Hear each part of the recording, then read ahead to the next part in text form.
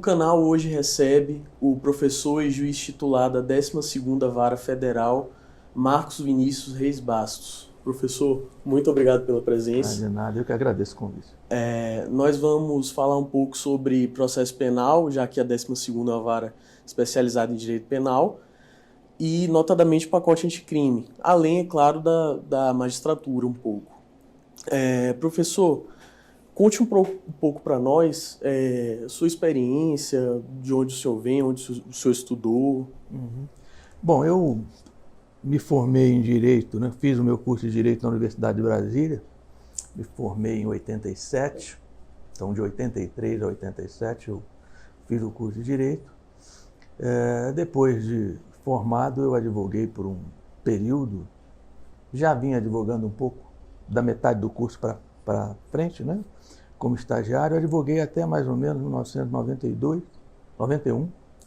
Em 91 eu ingressei no Ministério Público do Distrito Federal e Territórios, permaneci pouco mais de 7 meses, e em agosto de 92 eu ingressei na Magistratura Federal. Então, desde 92 que eu estou na magistratura, jurisdicionei durante 4 anos e meio no estado do Amapá, fui juiz federal lá por 4 anos e alguns meses, e depois vim removido aqui para o Distrito Federal e eu estou aqui em Brasília na 12ª Vara desde 96, novembro de 96. Então, basicamente, foi esse aí o meu percurso até chegar onde atualmente eu estou como juiz federal aqui em Brasília. Ser juiz foi um sonho para o senhor? Foi. Eu diria a vocês que eu, quando escolhi Direito por afinidade com a matéria, não pensava de início em abraçar a magistratura. Mas com o tempo, e aí você vai conhecendo as diversas faces de atuação do profissional do direito, às vezes por influência de alguns professores, né? Eu tive alguns professores magistrados, você vai se inclinando por uma ou outro tipo de atuação. Então eu diria que do meio para o fim do curso eu já tinha assim, esse objetivo, né? A magistratura e mais especificamente a federal, porque eu gostava muito de direito público, constitucional, administrativo, e esse é o material de trabalho por excelência, né, do juiz federal. E aí fui tentando os caminhos que a profissão me permitiu trilhar até chegar à magistratura federal. Eu diria que foi um sonho, sim, um sonho que eu até realizei talvez antes do que eu imaginava, né? Porque a gente idealiza muita coisa, né? E só descobre como é quando coloca a mão na massa. Né? E realizado esse sonho, é boa a vida de um juiz? Eu diria que para quem gosta da atividade da magistratura, eu diria que sim. Né? Ela realiza o profissional. O profissional tem espaço para exercer as suas funções com liberdade. Ele alcança os objetivos que seguramente todo profissional do direito tem, que é a solução de conflitos, a aplicação exata da lei. De sorte que para quem de fato enxerga na magistratura uma atividade para a qual ele deseja se dedicar, eu diria que sim. A vida é boa no sentido de que você tem muitas realizações. Né? Agora, por outro lado, o trabalho da magistratura é um trabalho extremamente intenso, né?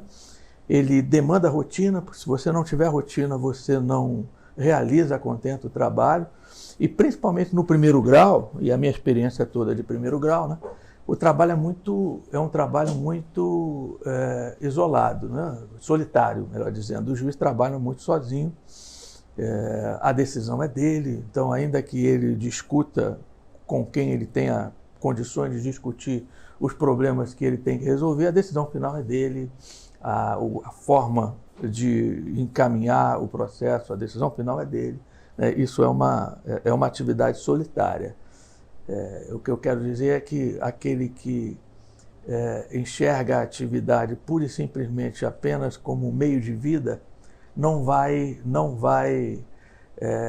talvez com o tempo, não vai achar tão compensador assim a opção que fez, né? Por conta da demanda mesmo do trabalho. Uhum. Há de ter alguma paixão. Há de se ter alguma paixão, há de se ter gosto pela atividade. não é pura e simplesmente, acredito, acho que isso vale para qualquer profissão, né? Mas não é pura e simplesmente uma escolha, vamos dizer assim, meramente instrumental, econômica. Se for isso, pode ser sim, né? Não é proibido, né? Mas se for isso, eu acredito que as frustrações vão ser grandes também. Né? Como é jurisdicionar em tempos de tanta polarização? Olha, é um desafiador, né? Principalmente na área criminal, que de uns tempos para cá foi muito atingida por isso. Né? Visibilidade midiática. Essa visibilidade excessiva, eu diria, até mal direcionada, né? Ela tende a transformar o processo penal num espetáculo. Então, o juiz precisa ser cauteloso. Né?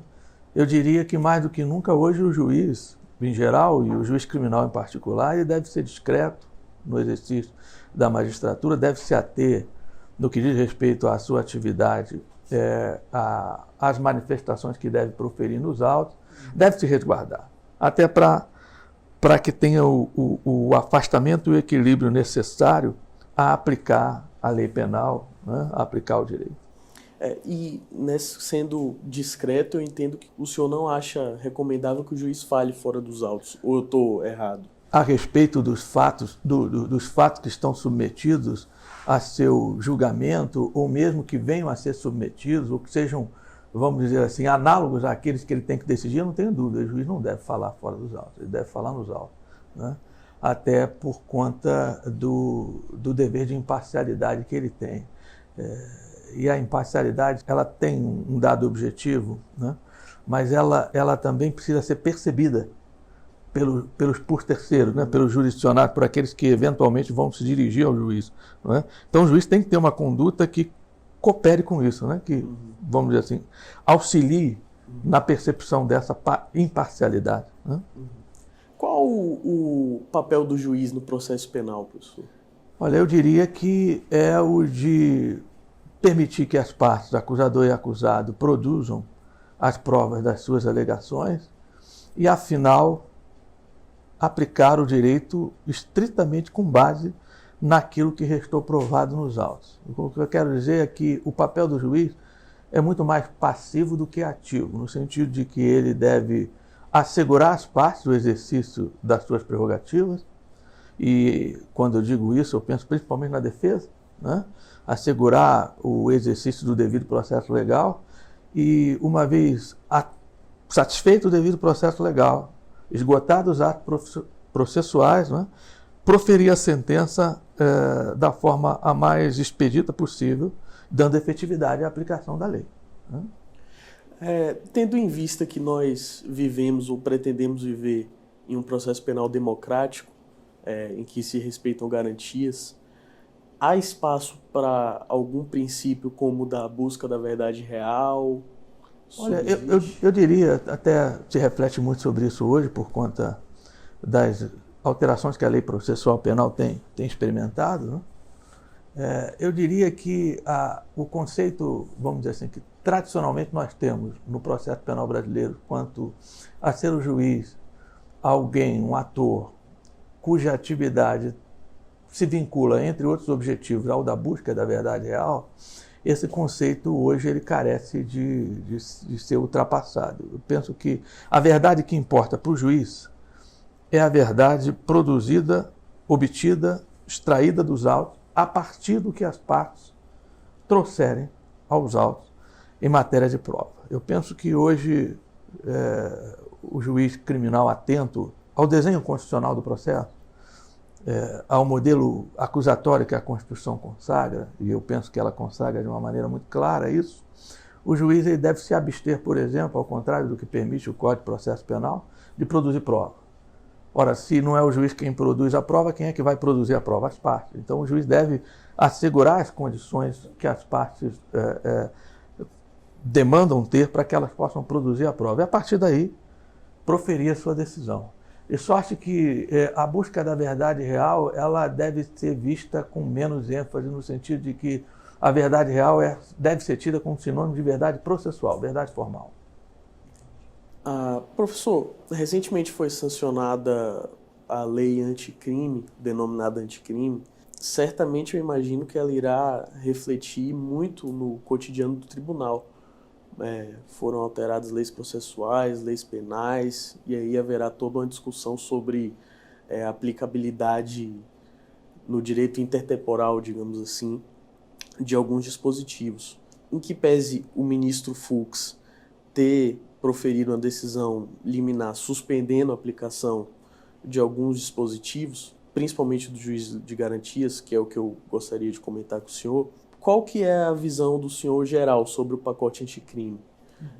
Bom, olha, o pacote anticrime, na verdade, é uma lei que introduz diversas modificações em diversos diplomas legais que dizem respeito diretamente com a justiça criminal, né? Então você tem alterações no Código Penal, alterações no Código de Processo Penal, na Lei de Execução Penal e numa série de leis extravagantes, a lei que trata, por exemplo, da colaboração premiada e outras, né? De forma que a própria compreensão dessa nova legislação, ela demanda um pouco de tempo, né? Agora, respondendo à sua pergunta, né, eu diria que o pacote anticrime o recebo com um misto de aplauso, né, e crítica, no sentido de que, no que diz respeito à norma processual, as modificações introduzidas no Código de Processo Penal, eu não tenho dúvida em dizer que há um avanço significativo, principalmente na instituição da figura do juiz das garantias e também da disciplina daquilo que se chama de cadeia de custódia das provas, né? Agora, no que diz respeito ao Código Penal, por exemplo, há uma série de disposições que, ao fim e ao cabo, recrudescem a resposta penal e acreditam no sentido de reforçar a função da chamada pena privativa de liberdade. Por exemplo, a regra que aumentou o tempo máximo de encarceramento de 30 para 40 anos, né? Somada a algumas outras regras, né?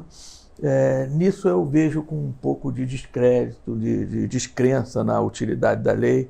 Não é o recrudescimento da pena, por assim dizer, que vai nos trazer algum ganho em matéria de segurança pública. Eu acho que nós vivemos experiências suficientes para constatar isso.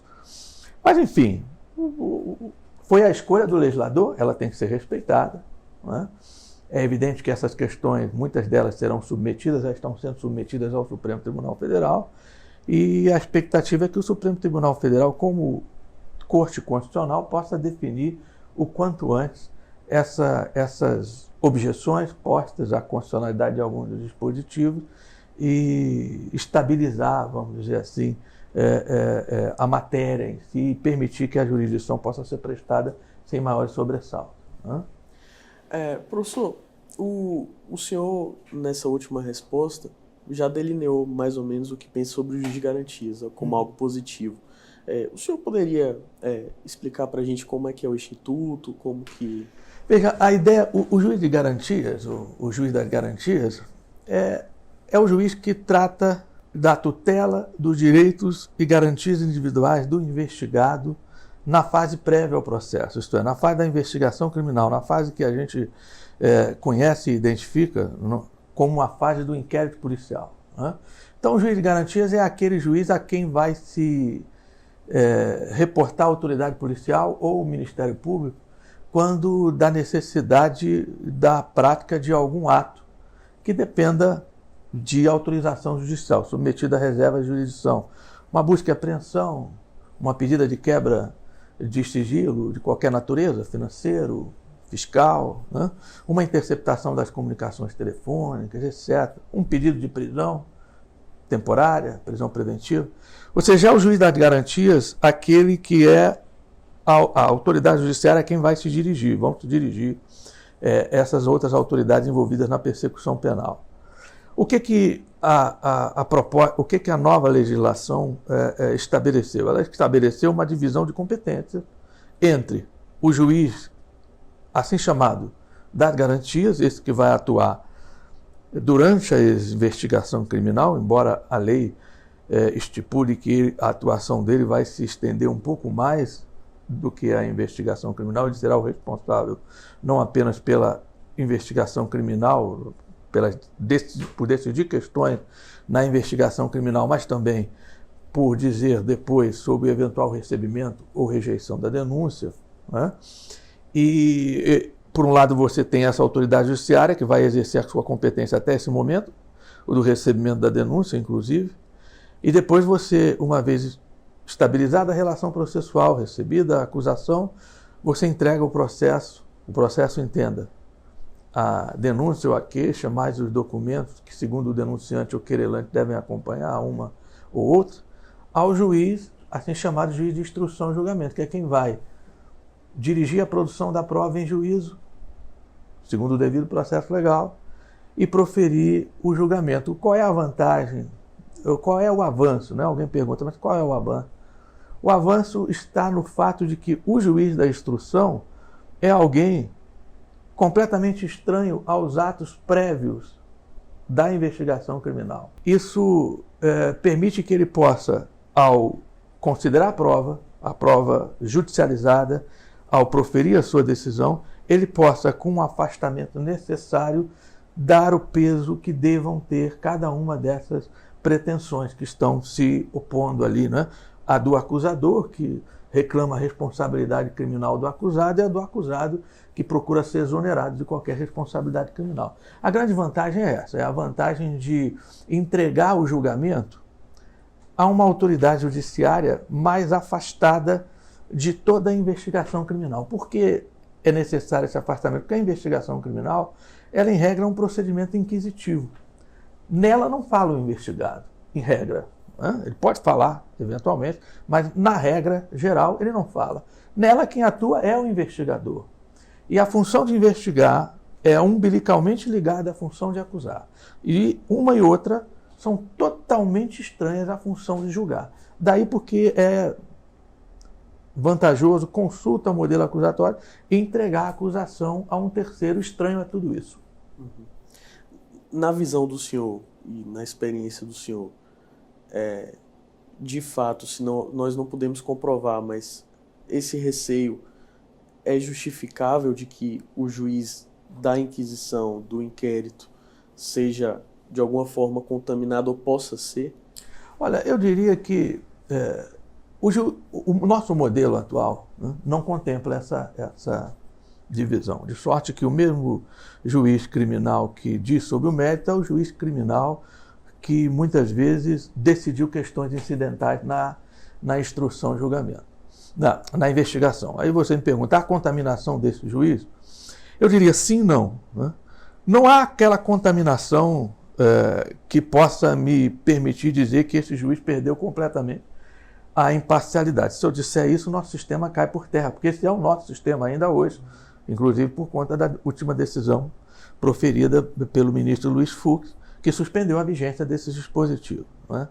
Agora, o que muitas vezes ocorre é que o juiz do processo, aquele que vai proferir o julgamento, especialmente naquelas investigações criminais onde houve, no curso da investigação, uma série de medidas cautelares, ele, ainda que não tenha sido esse o objetivo dele, ainda que não seja o objetivo dele, ele está muito mais próximo dos elementos de convicção colhidos na investigação, até porque ele foi, vamos dizer assim, uma pessoa ou uma autoridade pública que chancelou esses atos de investigação. E, ao chancelar, ele, de alguma maneira, justifica esses atos de investigação. Isso, inconscientemente, faz com que o juiz veja o resultado desses atos de investigação, quando elas conduzem a algum resultado, com alguma preponderância. Né?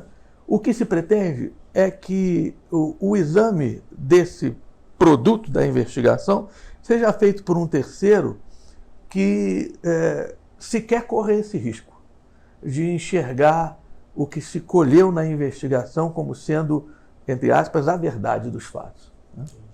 E, nesse sentido, é um avanço. É por isso que a disposição, a nova norma que se pretende introduzir no Código de Processo Penal, estabelece, ao final do dispositivo do artigo 3º, diversas letras, né, que tratam do juiz das garantias, estabelece a impossibilidade do juiz que atuou na fase de investigação de atuar também na fase judicial, vamos dizer assim, no processo, no instrução e julgamento. E há também a separação dos autos do inquérito. Sim, sim, o que também é algo extremamente importante.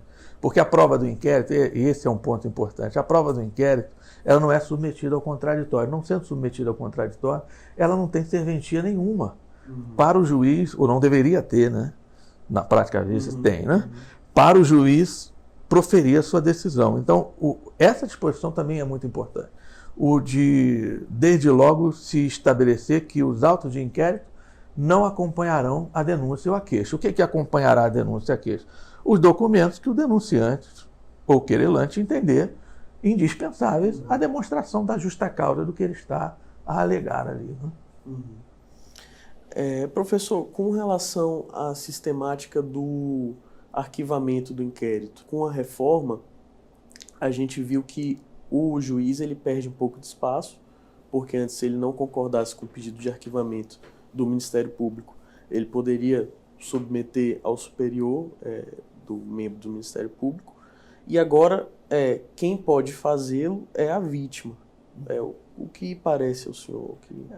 O que me parece é que o legislador ele superou aquele nosso entendimento de que o juiz que, na fase do artigo 28, recusa a promoção de arquivamento, ele age não como um terceiro interessado na acusação, mas sim como um fiscal do princípio da obrigatoriedade da ação penal pública, aquela regra que diz que, havendo justa causa, a ação penal pública tem que ser ajuizada necessariamente. O denunciante, no caso o Ministério Público, não teria juízo de oportunidade e conveniência para decidir quando acusar, quem acusar. Eu penso que o legislador superou isso de uma vez e entregou essa decisão ao legitimado ativo, que nos crimes de ação penal pública é o Ministério Público. E, ao mesmo tempo em que ele deu ao Ministério Público, então, o domínio de todo esse processo de arquivamento, porque o arquivamento é promovido, então, agora pelo promotor natural, né, do caso, e encaminhado à homologação à Procuradoria-Geral de Justiça ou Procuradoria-Geral da República, conforme o caso, né, o legislador permitiu um controle por parte da vítima, né, no sentido de que a vítima também pode provocar essa nova manifestação do Ministério Público. Eu acho um avanço, acho que isso espanca essa confusão de que se o juiz que rejeitou o arquivamento, esse juiz necessariamente está interessado em condenar, como na verdade não pode ser assim, não deve ser assim, porque se for assim esse juiz não tem imparcialidade, né? Eu diria que sim. Mas essa é uma outra norma cuja vigência foi suspensa por hora, então está na dependência vamos dizer assim, da decisão final do Supremo Tribunal Federal. Né? Em relação às medidas cautelares, a gente vê que o legislador teve uma preocupação em trazer a necessidade de serem contemporâneos os fatos que justifiquem a medida cautelar. E antes, salvo engano, essa contemporaneidade era contemplada apenas pela jurisprudência. O senhor considera um avanço? A opinião geral do senhor sobre as medidas cautelares? Eu diria que sim. É um avanço porque estabelece uma diretriz bastante razoável, especialmente no que diz respeito à decretação da prisão no curso do processo, né? Da prisão dita cautelar. Dizer que os fatos indicados pelo juiz ao fundamentar a ordem de prisão devem ser contemporâneos, não é? Devem ter atualidade, na verdade, cercar de garantias a regra da presunção de não culpa. Cercar de garantias o próprio acusado, que tem em seu favor, né, a regra da presunção de não culpabilidade. Quer dizer, reforçar a ideia de que a prisão no curso do processo ela é, de fato, uma medida de exceção. Ela não pode ser a regra. Né? A regra deve ser responder a processo de liberdade. Eu entendo que sim, eu entendo que é um avanço e entendo também como um avanço a disposição já em vigor, porque aqui não houve suspensão de vigência, né? No que diz respeito a como deve se dar ou ao que se entende por uma decisão fundamentada. Fica muito claro que o legislador que introduziu a modificação recente no Código de Processo Penal se inspirou na norma do Código de Processo Civil, do novo Código de Processo Civil, quando ela trata da sentença, das decisões e daquilo que se considera uma sentença ou decisão não fundamentada. Essa norma foi transplantada agora embora seja uma nova teoria geral do processo, alguém poderia até aplicar por analogia ao processo penal, agora ela está dentro do Código de Processo Penal e isso tira completamente qualquer tipo de resistência, ou pelo menos deve tirar. Eu acho que isso é um avanço, sim. É um avanço no sentido de exigir uma fundamentação de fato objetiva das prisões. Prisão cautelar não pode ser antecipação de pena. E muitas vezes o que a gente vê é exatamente isso, pena antecipada. Né? A aplicabilidade do juiz de garantias nos tribunais superiores, o que parece ao senhor, na decisão do ministro Toffoli, ele havia vedado essa possibilidade, em razão de que em tribunais superiores, por haver já a colegialidade, a eventual parcialidade já seria mitigada. O que parece ao senhor? Bom, eu diria que aí é uma dificuldade mais de ordem prática. Né? Eu digo isso porque, embora nos tribunais em geral, nos tribunais superiores, né, nos tribunais de apelação, nos casos de competência penal originária, a investigação seja afetada a um integrante do tribunal, um relator, então você tem um ministro ou um desembargador que é o relator da investigação, do inquérito, e como relator ele pratica então os atos que estão sob reserva da autoridade judiciária, embora isso seja perfeitamente individualizado, como é no juízo monocrático, o fato é que, como o órgão é colegiado, das decisões do relator cabe sempre o recurso, quando menos o recurso regimental. O agravo regimental para a turma, às vezes é para o próprio plenário do tribunal, dependendo da hipótese. Né? E, em havendo essa possibilidade, e isso acontece com frequência nas investigações criminais que envolvem pessoas cujo foro privativo são os tribunais, aí o órgão colegiado vai deliberar sobre uma questão da investigação criminal. Muito bem, se nós aplicarmos a regra proposta, introduzida no Código de Processo Penal, e cuja vigência está suspensa agora, eu teria todo o tribunal impedido, ou a maior parte do tribunal impedido. Isso inviabiliza o julgamento do mérito pelo próprio tribunal. Então, essa é a dificuldade prática que eu acredito o ministro Toffoli não tenha visto outra forma de superar, se não fazendo essa separação. Né? Talvez esse problema deixe de existir no futuro na medida em que nós abandonarmos, como regra, em alguns casos, a competência por prerrogativa de função. Né? É uma proposta que está aí em discussão já há muito tempo e, se vier a ser adotada, essa questão se esvazia um pouco. Mas eu acho que hoje, diante do nosso quadro constitucional, processual penal, não se poderia decidir de outra maneira, sob pena de se inviabilizar o próprio cumprimento da norma constitucional. Professor, um argumento que frequentemente é utilizado sobre favorecer a impunidade é o de que o sistema processual penal brasileiro comporta muitos recursos, o que, portanto, favoreceria o prolongamento do processo penal. O que o senhor pensa sobre isso? Bom, eu penso que sim, essa crítica é válida no sentido de que, de fato, nós temos uma organização judiciária que tende a eternizar os processos. Né? Uma organização judiciária onde as instâncias ditas extraordinárias, né, vamos dizer assim, não são graus extraordinários, mas são instâncias extraordinárias, o Superior Tribunal de Justiça e o Supremo Tribunal Federal, na área do processo penal, são acessadas quase que como regra e não excepcionalmente. Né? A nossa lei penal, nossa lei processual penal é objeto de lei federal. Nós temos uma corte constitucionalmente incumbida de dar a última palavra sobre a inteligência da lei federal, de sorte que, em regra, é possível fazer chegar qualquer questão de direito penal e processual penal ao Superior Tribunal de Justiça. Isso depois de ter percorrido o primeiro grau de jurisdição, o segundo grau de jurisdição. Né? E, eventualmente, se chega ao Supremo, principalmente pela via do habeas corpus, por conta dos direitos e garantias individuais. Então, eu penso que sim, que o acesso às vias extraordinárias no nosso país ele é muito amplo, eu diria excessivamente amplo. Isso é um problema no sentido de que o processo vai durar mais. Né?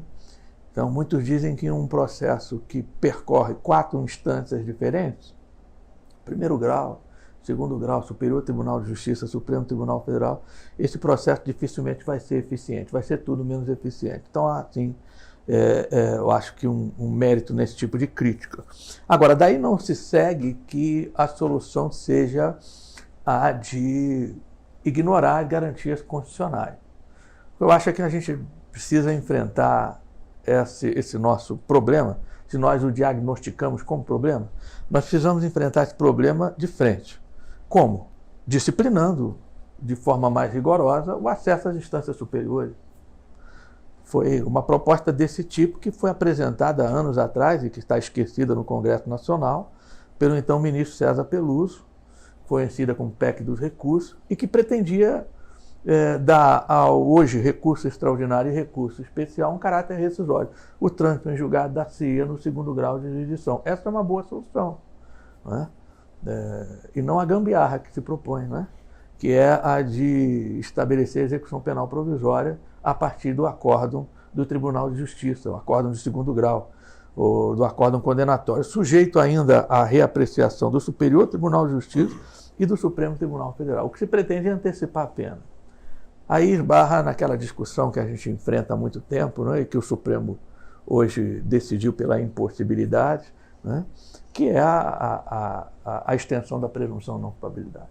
Professor, a lei de abuso de autoridade foi sancionada no final do ano passado, entrou em vigor agora, salvo engano, no dia 3 de janeiro, e o que parece ao senhor? Ela renova a lei antiga de abuso de autoridade, traz novos tipos penais? Olha, eu diria que é uma boa escolha do legislador, embora se faça sempre a crítica de que a criminalização de uma conduta não é absolutamente a garantia de que essa conduta não será, vamos dizer assim, praticada, né?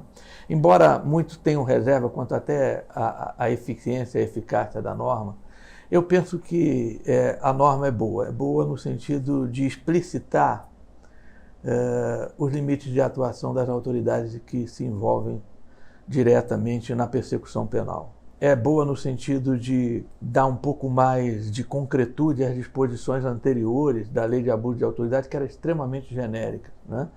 Então hoje você tem uma legislação um pouco mais, vamos dizer assim, explícita, tratando do chamado abuso de autoridade. Acho que essa legislação convive perfeitamente com a independência própria do exercício da função jurisdicional, então entendo que os juízes não devem se sentir de forma alguma afetados por essa legislação. A atividade judicial vai poder ser exercida como sempre foi, né? O que ela estabelece, a meu ver, são parâmetros que não podem ser ultrapassados por autoridade nenhuma, inclusive pela autoridade judiciária. E nesse ponto eu penso que o legislador foi muito feliz, foi bastante ponderado, né, na estipulação dos tipos penais. Essa lei foi submetida, inclusive, a diversas críticas, inclusive a última crítica que se deu na sanção presidencial, que vetou alguns dispositivos. Eu acredito que foi um avanço, sem dúvida. O que o senhor acha que há de mais atrasado no nosso ordenamento jurídico penal? Olha, eu diria que ainda hoje é essa concepção que muitos têm do papel do juiz criminal, né? E vejam, isso não vai mudar com a instituição do juiz das garantias. Instituído ou entrando em vigor o Instituto do Juiz das Garantias, a prática processual não vai mudar de um dia para o outro, né? A forma como os juízes se enxergam, ou como as pessoas enxergam os juízes na área criminal, não vai mudar de uma hora para outra. O exercício da função não vai mudar. Quem dera que a lei tivesse esse poder, ela não tem, né? Ela sinaliza um rumo de atuação, mas ela absolutamente não tem o poder de assegurar que essa atuação se dará dessa maneira, né? Então, eu diria que o que há de mais atrasado é essa ideia de que o juiz criminal é alguém, de alguma maneira, responsável pelo combate ao crime, por punir, né? Ao contrário, o juiz criminal é aquele que atua como garante. Isso vale tanto para o juiz das garantias, como para o juiz da instrução e julgamento. Garante do quê? Garante das regras do jogo. Quem é que estipula as regras do jogo? Ele não. É a Constituição, não é o juiz. É a lei de processo, naquilo que ela é conforme a Constituição. Então, o juiz é alguém que deve assegurar que o processo, antes do processo, que é a investigação, e depois do processo, se deem da forma a mais próxima possível, se não pudesse se identificar completamente, com a disposição constitucional de regência, com a norma de regência. Então, eu diria que isso é o que nós precisamos superar com uma certa urgência, tá? Essa ideia de que o juiz, por ser combatente do crime, ele é, por exemplo, aquele que busca de todas as formas, com todos os recursos, a verdade real, né? É aquele que às vezes está tão envolvido com a busca da verdade real que você não consegue, num determinado momento, distinguir o juiz do acusador, né? Então ele produz prova que interessa a uma das partes, ao acusador, forçosamente, né? Então, essa forma de atuação do juiz criminal, a meu ver, é equivocada, né? Agora, eu devo dizer a vocês, até por uma questão de honestidade, que isso é controverso, né? Há muitos que enxergam que o juiz deve ter, sim, uma postura mais ativa, né? Deve poder produzir provas sempre que entender que deva produzir provas, etc. Deva ter possibilidade de agir de ofício, estabelecer algumas medidas cautelares de ofício. Eu penso que nada disso é compatível com o modelo constitucional. Acho que a nova lei, de alguma maneira, caminha no sentido de consagrar esse novo papel do juiz, mas é a prática com o tempo que vai demonstrar que isso vai se realizar ou não, né? Professor, para finalizar, quais juristas inspiram o senhor? Olha, aqueles que me inspiram mais são aqueles com os quais eu tive contato, principalmente quando estudava na graduação, né?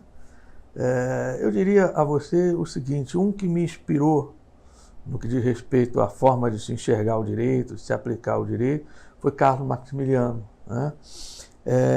Há outros, assim, dependendo da área do direito, eu poderia citar a vocês alguns juristas que me influenciaram muito. No direito administrativo, por exemplo, Celso Antônio Bandeira de Mello, a maneira como ele enxerga a submissão da autoridade pública ao princípio da legalidade, né?